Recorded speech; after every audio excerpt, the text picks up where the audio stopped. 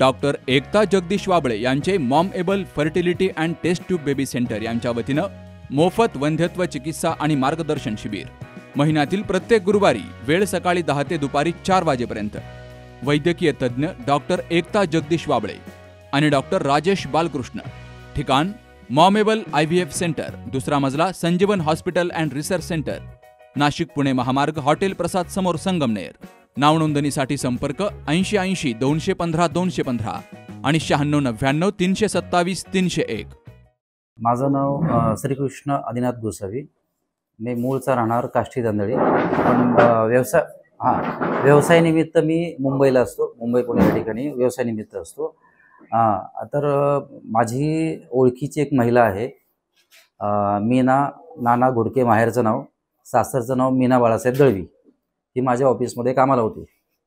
तर तिने माझ्या ऑफिसमधून काही डॉक्युमेंट्स काढून त्याचे एडिट करून वेगवेगळे डॉक्युमेंट्स तयार केले आणि अशा पद्धतीने तिने माझ्या नावचे बँक खाते ओपन केलं इथं अहमदनगर दिल्ली गेटला।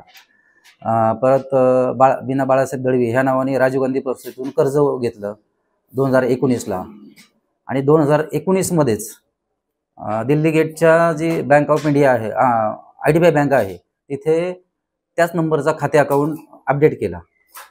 आणि जेव्हा हे माझ्या निदर्शनास आलं, स्वारगेट पोलीस स्टेशनला तिच्या विरोधात मी तक्रार दिलेली होती, कारण माझा JCB मशीन तिच्याकडं मी तिला चालवायला दिलं होतं। त्यानंतर तिने लंपास केलं। तर त्या संदर्भात नगर तालुका पोलीस स्टेशनला FIR दाखल झाली आहे 18 जानेवारी 2025ला। त्यानंतर मी राजीव गांधी पतसंस्थेकडे 2024ला जानेवारी 2024ला एक नोटीस पाठवली होती की ह्या बाईने तुमच्याकडे असं कर्ज उचललंय 3 लाखाचं, आणि जे कर्ज घेतलं आहे ते तिने बाळासाहेब दळवी नावाने घेतलंय, आणि तुम्हाला जो सिक्युरिटी जो चेक दिलेला आहे IDBI बँक शाखा दिल्ली गेट, तिथे आता तिने माझ्या नावचा अकाउंट अपडेट केलेला आहे। मग त्या संदर्भात वेगवेगळे जे कागदपत्र तिने केलेले आहेत बनावट बोगस, तर त्यासाठी मी आता हे तोपखाना पोलीस स्टेशनकडे तक्रार दिली आहे की तिने आत्ता जे दिल्ली गेटला IDBI बँकेकडे जे अकाउंट ओपन केलं आहे ते मीना श्रीकृष्ण गोसावी ह्या नावाने ओपन केलं आहे। तर ते कोणत्या आधारावरती केलं आहे? आम्ही स्वारगेट पोलीस स्टेशननी त्यांना पत्रही दिलं होतं IDBI शाखेला की तुम्हाला त्यांनी त्या बाईने कोणते डॉक्युमेंट दिले होते अकाउंट ओपन करण्यासाठी, त्याचे आम्हाला कॉपीज द्याव्यात।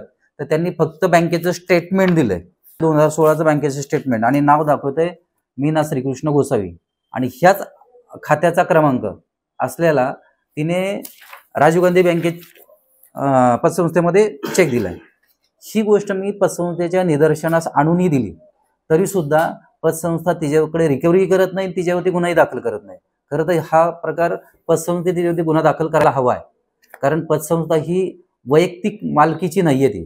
तिच्यामध्ये चेअरमन जरी प्रायव्हेट जरी असले तरी त्याच्यावरती ठेवी ज्या आहेत, सामान्य लोकांच्या ठेवीत, ह्या जर अशा बेकायदेशीर लोकांना, चुकीच्या लोकांना जर वाटप केल्या तर मग ज्या पतसंस्था बुडतात त्या ह्याच कारणामुळे बुडल्या जातात।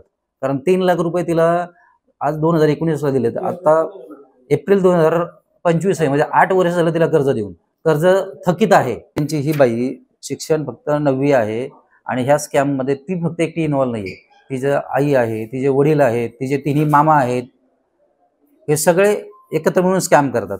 ह्यांनी तिचा पहिला नवरा आहे बाळासाहेब दळवी, बाळासाहेब महादेव दळवी, हा राहणार केडगाव। ह्या लोकांना 2003मध्ये तिच्या मृत्यूच्या म्हणजे तिच्या खुनाच्या केसमध्ये 3 महिने जेलमध्ये बसवले। मी तिचं सगळं रेकॉर्ड काढलंय। तिच्या पहिलं घटस्फोटाची जी केस काढली, ती घटस्फोटाची पहिली केस काढली, त्या केसमध्ये सगळं दिसतंय की त्यांच्यावरती काय काय आरोप लावलेत। कोतवाली पोलीस स्टेशनमध्ये ते किती महिने पूर्ण कुटुंब, तिच्या पहिल्या नवऱ्याचे पूर्ण कुटुंब, आई बाप चुलत भाऊ वगैरे, हे सगळे जेलमध्ये होते 3 महिने। म्हणजे हिचं कामच आहे की खोटी कागदपत्र बनवायचे, लोकांना ब्लॅकमेल करायचं आणि त्यांच्याकडून पैसे काढायचे, आणि ह्याच्यामध्ये अशा संस्थाही तिला मदत करतात। जसे आता ही राजीव गांधी पतसंस्था आहे, ह्याच्यामध्ये सामान्य लोकांच्या ठेवी आहेत, हे जर अशा या लोकांशी संगनमत करून वाटप केले, ते नुकसानीत दाखवून त्यांच्यासोबत सेटलमेंट करतात। हे आम्ही त्यांच्या निदर्शनात आणून सुद्धा त्या गोष्टीवरती कारवाई करत नाहीये। समोर तिने ॲफिडेव्हिट बनवलेलं आहे. त्या ॲफिडेव्हिटमध्ये ती म्हणती माझं माहेरचं नाव मीना नाना घोडके आहे आणि सासरचं नाव मीना बाळासाहेब दळवी आहे.